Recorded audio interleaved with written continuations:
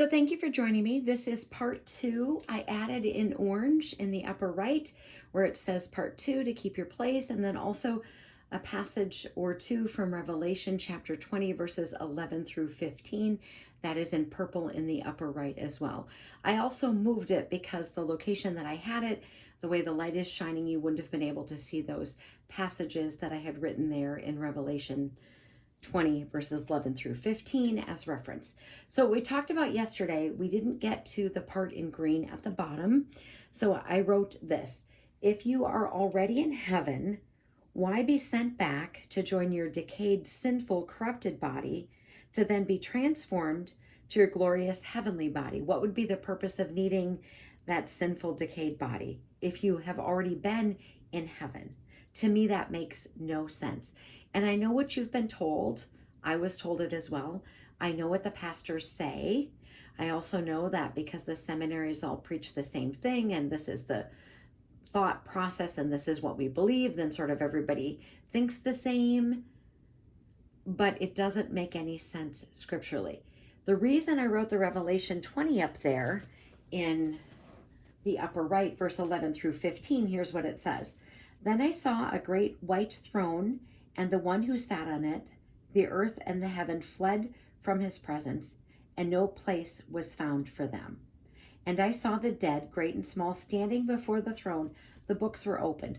Also another book was opened, the book of life. And the dead were judged according to their works as recorded in the books.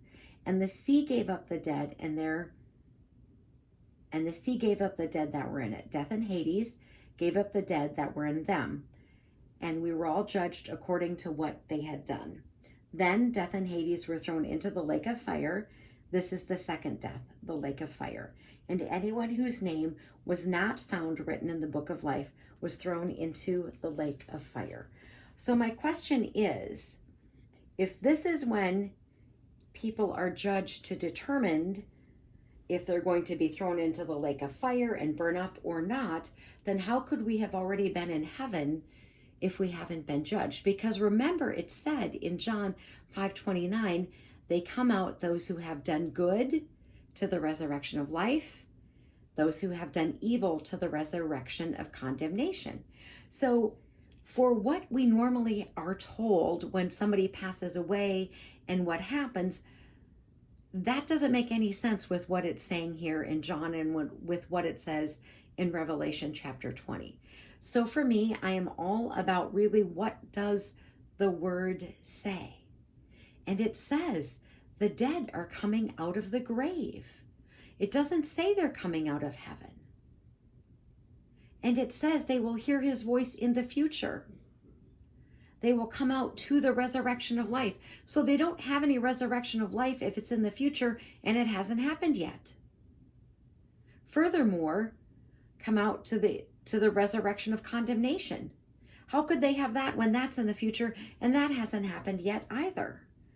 So my email address is messagewps@gmail.com. I'm just telling you what it says in scripture, and I am hoping that we can look at this with honest and open eyes, that when we tell people that grandma has gone to heaven to be with Jesus, it says the dead come out of the grave, some to good, to some to bad. So you can't say, oh, it's just the bad people, because that's not what scripture says.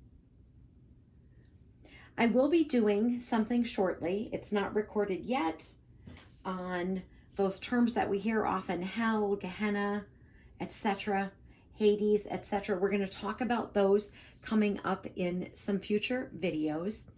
Armor up, we ride at dawn. May God bless you as always. Have a great day.